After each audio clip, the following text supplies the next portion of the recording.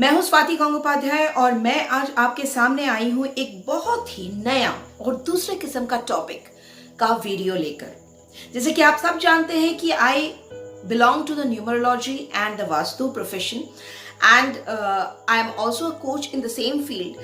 आज जो मेरा टॉपिक है वो बिल्कुल ही नया है। वो मैं इसलिए कहूँगी क्योंकि आज तक मैं डे टू डे लाइफ में यूज होने वाले जो टॉपिक्स हैं जो आपको हेल्प कर सकता है उस बारे में ज्यादातर वीडियोस आज तक मैं लेके आई हूँ।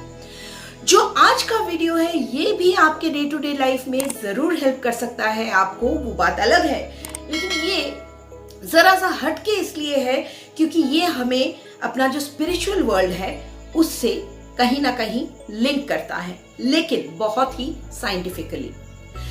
तो आज का जो मेरा वीडियो है वो है रिगार्डिंग कार्मिक नंबर्स, या फिर और भी क्लियरली बोले तो कार्मिक नंबर्स से भी बेटर बोलना होगा कि रिगार्डिंग कर्मास, कि लाइफ में कर्मास होते क्या है, कार्मिक नंबर में इंसान का क्यों बर्थ होता है, वो कौन से नंबर्स है जिसे हम कार्मिक बोलते हैं या फिर जिसमें बर्थ होने वाले लोगों को ये कहा जाता है कि वो कार्मिक नंबर में उनका जन्म हुआ है। इन सारी बातों के बारे में हम डिस्कस करेंगे, लेकिन सबसे पहले हम ये जानेंगे कि कर्मास होते क्या है और वो किस तरह से हमारे लाइफ से, इस यूनिवर्स से लिंक्ड होता है और किस तरह से हमारा जो जन्म है वो कार्मिक नंबर में होता है और उस कर्मा को हम कैसे, उस कार्मिक डेथ को हम कैसे सॉर्ट करते हैं, उसे कैसे हम उस अकाउंट से हम कैसे निकलते हैं और अपने कर्मास को कैसे इंप्रूव करते हैं लाइफ आफ्टर लाइफ। तो चलिए पहले जान लेते हैं कि कर्मा आखिर है क्या। अब आप लोगों ने सबने न्यूटन्स थर्ड लॉ तो सुना ही होगा कि every action has a opposite and equal reaction, यानी कि जो भी आप करते हैं उसी का आपको रिएक्शन मिलता है। अगर आपने अच्छा किया तो उसका अच्छा रिएक्शन मिलेगा, अगर आपने बुरा किया तो आपको बुरा रिएक्शन मिलेगा।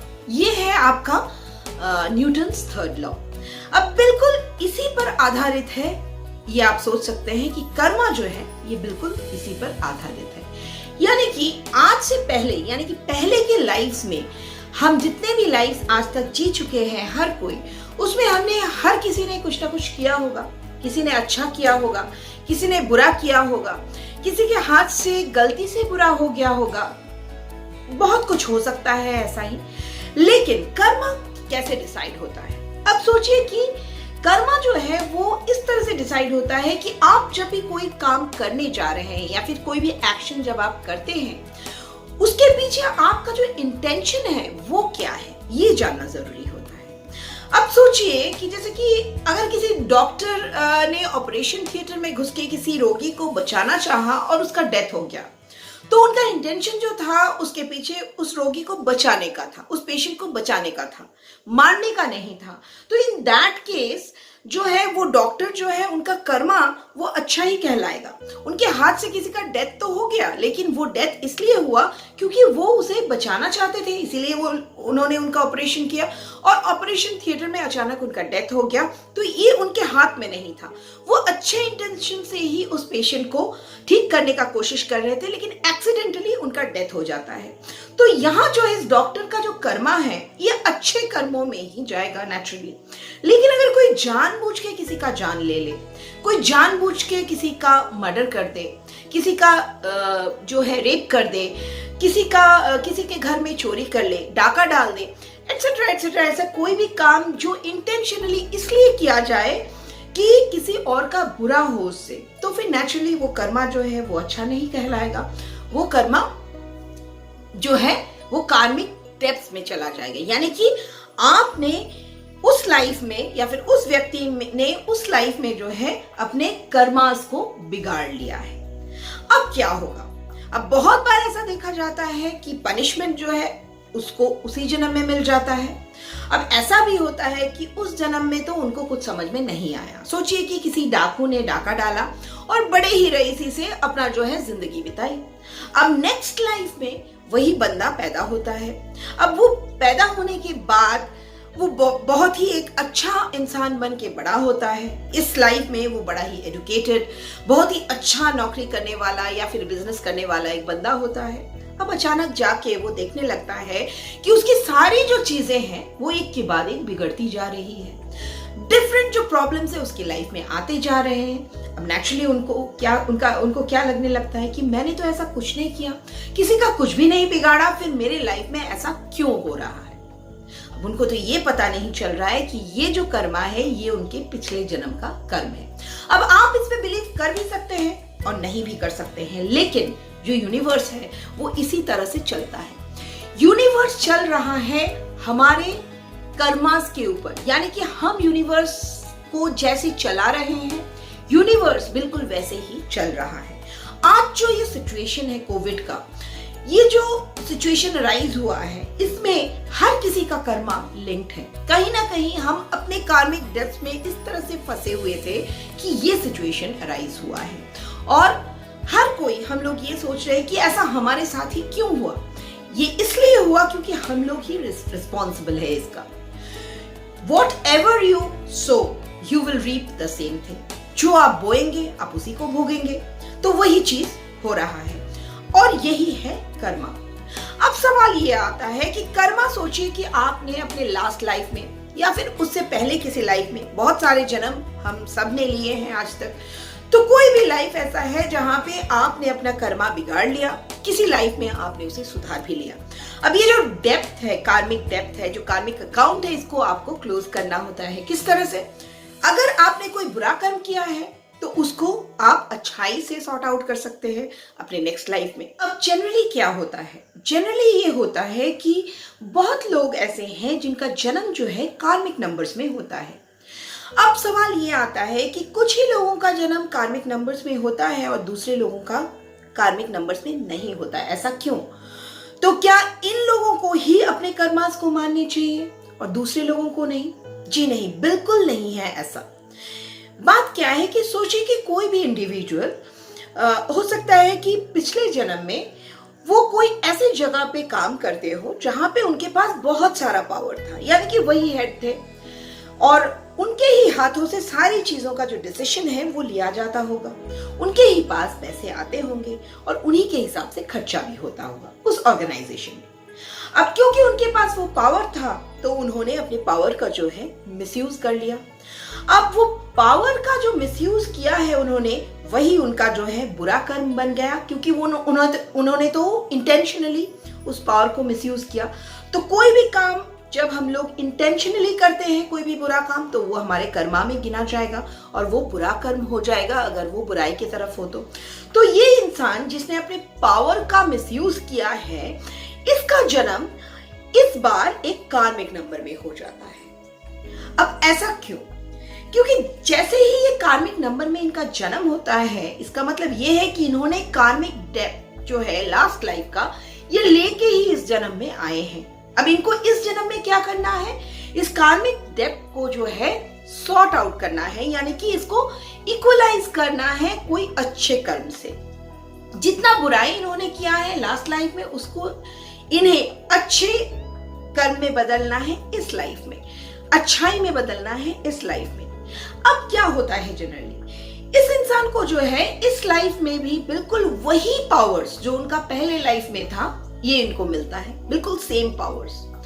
अब जब उनको ये पावर्स मिलेंगे तभी तो ये पता चलेगा कि वो उनके उस पावर्स का यूज कर रहे हैं या मिसयूज, इसीलिए उनको सेम पावर्स मिलते हैं लास्ट लाइफ जैसा।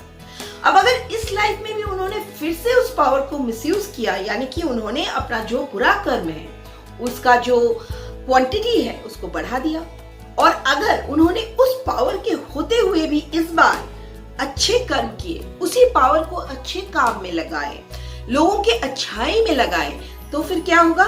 उनका जो कार्मिक डेप्थ होगा वो मैनेज होता चला जाएगा, वो सॉर्ट आउट होता चला जाएगा, और एक टाइम ऐसा आएगा जब उनका जो भी कार्मिक जो भी उन्होंने बुरा काम किया था, जो भी उनका कार्मिक डेप्थ था, सब उनका सॉर्ट आउट हो जाएगा और वो वहां से निकल पाएंगे। तो अगला जो जन्म होगा, उनका जो अगला जन्म होगा वो बहुत अच्छा होगा।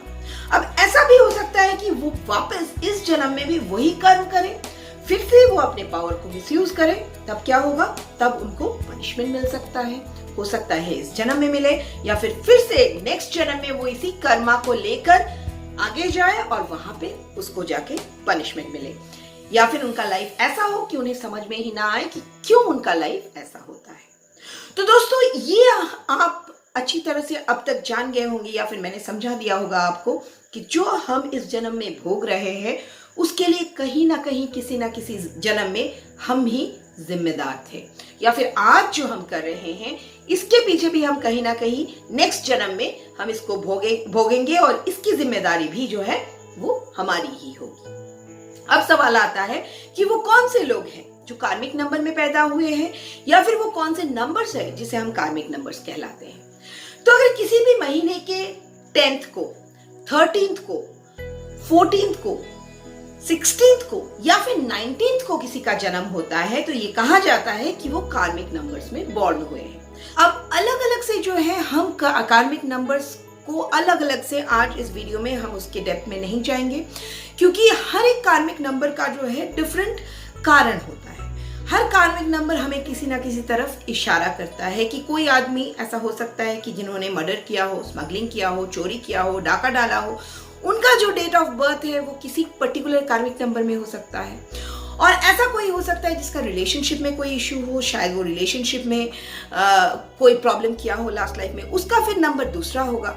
पावर का मिसयूज का नंबर दूसरा होगा। तो एग्जैक्टली कौन सा नंबर किस लिए यूज होता है, या फिर कौन सा नंबर क्या डिनोट करता है कार्मिक नंबर्स में, उस बारे में आज हम इस वीडियो में नहीं जाएंगे, क्योंकि इस वीडियो में मुझे सिर्फ ये बताना था आपको कि कार्मिक नंबर्स कौन कौन से होते हैं और वो कार्मिक नंबर्स में जिनका जन्म होता है उनका जन्म होता क्यों है उस नंबर्स में।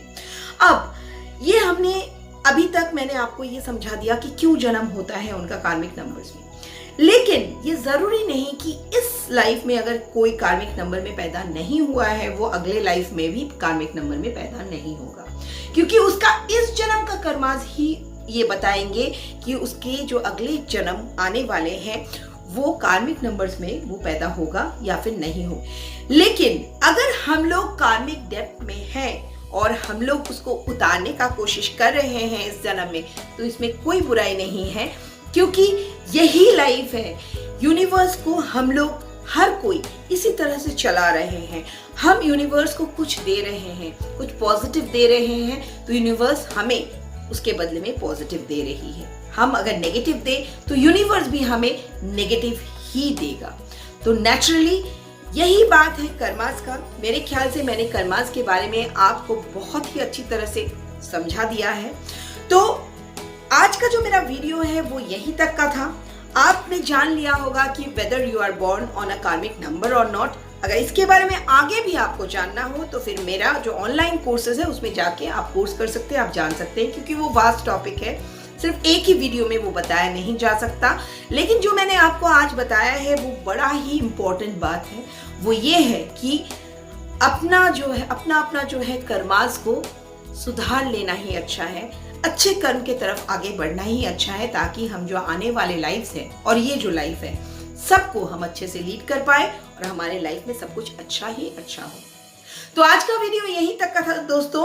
अगर आपको अच्छा लगा हो तो खूब सारा लाइक कीजिएगा, शेयर कीजिएगा और इस बात को जरूर मान के चलिएगा और अच्छा कर्मा कीजिएगा, लोगों का हेल्प कीजिएगा, कुछ ऐसा कीजिएगा इस जन्म में कि अगले जन्म में और हमेशा आपको इसका सुफल मिलता रहे। कीप स्माइलिंग, क्योंकि स्माइल ही वो चीज है जो हमें इस सिचुएशन में भी अच्छा रख सकता है। May God bless you all.